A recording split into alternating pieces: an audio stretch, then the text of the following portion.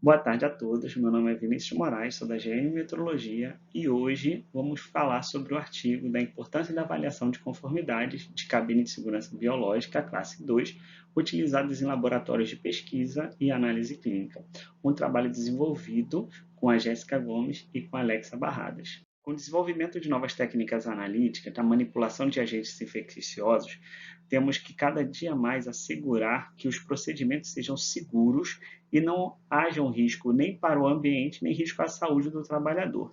Com isso, a estratégia é fazer a contenção primária de forma que não faça a contaminação desses agentes infecciosos. A cabine de segurança biológica é um equipamento de proteção coletivo, utilizado para garantir, além da segurança do produto e do ambiente, também garante a segurança do operador. E o pessoal do laboratório nem sempre percebe que essas partículas estão sendo geradas. E isso ele pode fazer a inalação ou contaminar os materiais da área de trabalho. Quando utilizados de forma correta, as cabines têm se revelado super eficazes, entendeu? Quando você tem exposições a aerosóis, reduzindo a contaminação. Tendo visto isso, o próprio Ministério da Saúde, durante a pandemia de Covid, ele encaminhou para os programas estaduais de tuberculose que fazem o trabalho da análise do Covid, a necessidade de certificação e manutenção dessas cabines dentro dos prazos corretos.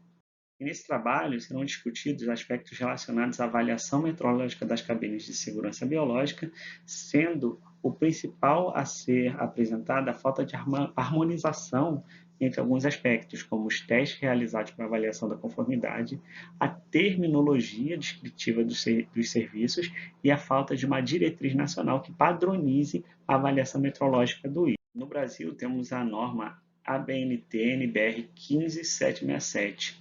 Ela é uma norma para fluxo unidirecional, mas ela não se aplica às cabines de segurança biológica. É muito importante que a gente entenda que as cabines de segurança biológica elas não podem ser confundidas com os fluxos unidirecionais, que antigamente era chamado de fluxo laminar. A cabine de segurança biológica é um equipamento que utiliza um sistema de fluxo unidirecional com filtros EPA-UPA. O mais utilizado, no caso, é o EPA. E o nível de segurança biológica que ele vai conter vai entre o 1 e o 4, dependendo da sua configuração. As cabines elas são classificadas de acordo com uma norma que é a NSF ANSI 49 e dividida em 3 classes, sendo a classe 2 mais utilizada. E na classe 2, eu coloquei aí que ela pode ser com as descrições, tanto nível A1, A2, B1 e B2. E a gente precisa entender qual é a patologia, o risco que a gente vai trabalhar para definir qual a classe de trabalho. É comumente também feita uma confusão entre as classes das cabines e o nível de segurança biológico. Isso é muito importante frisar, porque muitas vezes as pessoas veem um risco de segurança biológica e definem a classificação da cabine que vai ser utilizada. Tá? Então, isso é uma confusão que a gente precisa estar sempre atento. Os níveis de segurança biológica são designados de forma crescente de acordo com seu grau. E aí parte do nível 1, 2, 3 e 4. Atualmente, não há uma regulamentação ou uma instrução clara na utilização de cada modelo de cabine de segurança biológica para cada nível de segurança biológica. E isso fica a cargo do cliente, basicamente, definir qual o grau de contenção que ele vai ter. Só que muitas vezes ele não tem esse conhecimento para definir. E às vezes compra um equipamento, talvez, que deixe ele mais em risco do que um outro modelo. Sendo que ele vai ter que saber quais aspectos relacionados a qual a proteção necessária para ele executar a tarefa. A Secretaria de Vigilância em Saúde do Ministério da Saúde recomenda que o processo de certificação da cabine de segurança biológica deve ser realizado conforme especificado pelo padrão NSF ANSI 49 e deve ser aplicado no momento da instalação e no mínimo anualmente. E ainda recomenda, nunca utilize cabine de segurança biológica que não apresente certificação de rotina ou pouco fora do prazo da validade. Porém, o termo certificação ele pode confundir o usuário. O primeiro ponto seria a gente esclarecer as diferentes nomenclaturas que tem os serviços, né?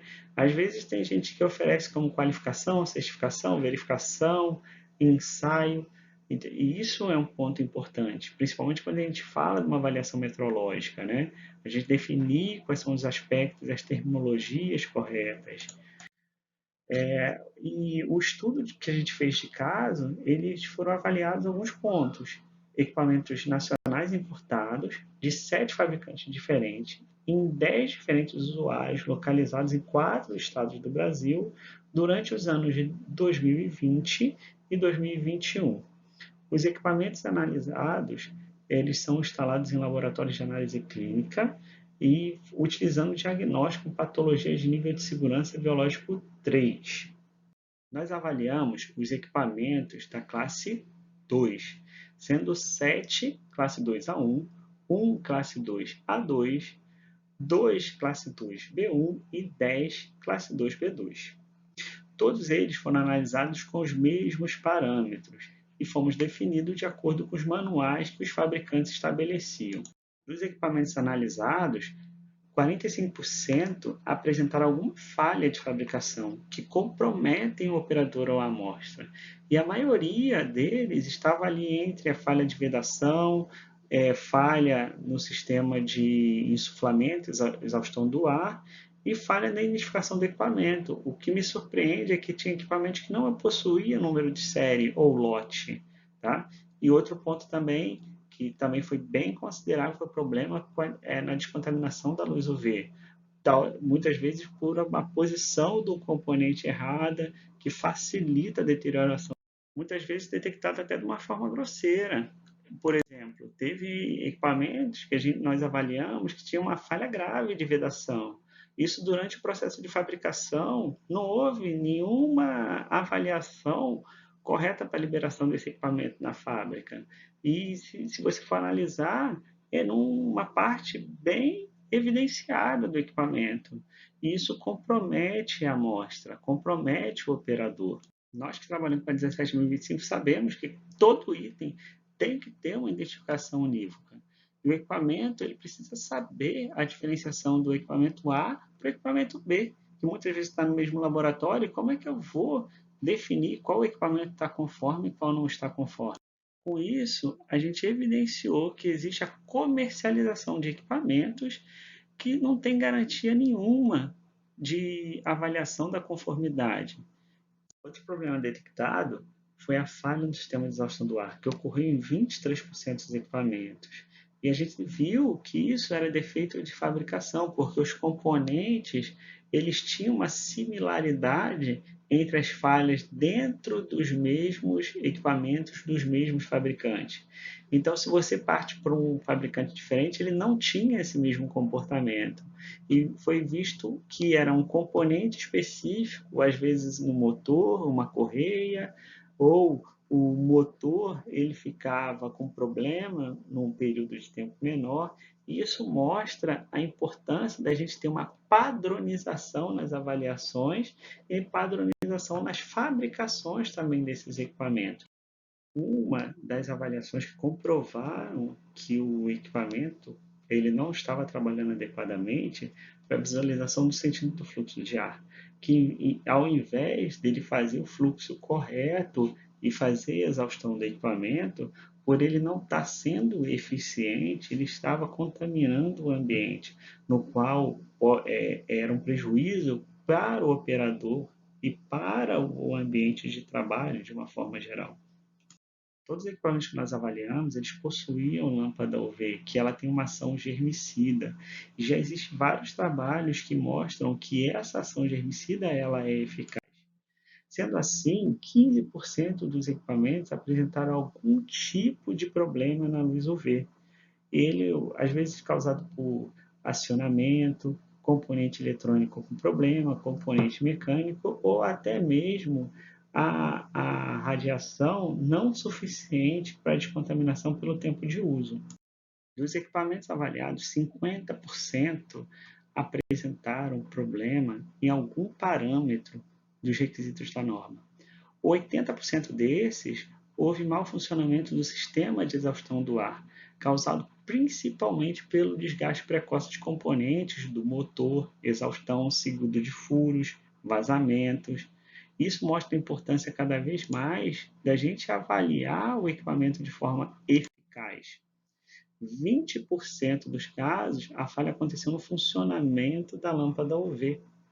A maior parte dos casos era a falta de checagem periódica ou a não observação da vida útil do equipamento. E aí mostra até uma imagem de uma lâmpada nova com uma lâmpada que já tinha uso elevado, que não servia mais para aquilo ali e estava funcionando dentro do equipamento de rotina. Foi evidenciado a importância do correto desempenho das cabines de segurança biológica. A demanda de utilização por equipamentos de proteção coletiva aumentou dentro dos laboratórios.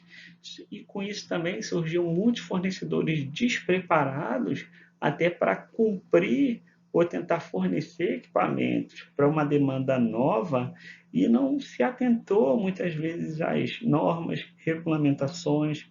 A gente precisa hoje ter uma uniformidade nas informações oficiais, ter normas efetivas para os equipamentos de cabine de segurança biológica.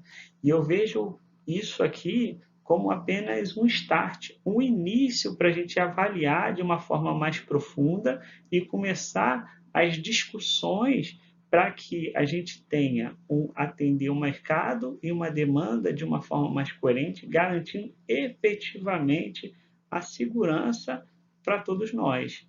Agradeço aqui a todos, agradeço aqui o Congresso, os organizadores do Congresso, e qualquer dúvida, fico à disposição para que a gente possa discutir ainda mais esse assunto e que, como eu falei, seja apenas um start, um início para que a gente aprofunde mais os estudos nas cabines de segurança biológica. Aqui segue as referências biográficas e agradeço mais uma vez a todos. Tenha a todos uma boa tarde e fico à disposição para todos.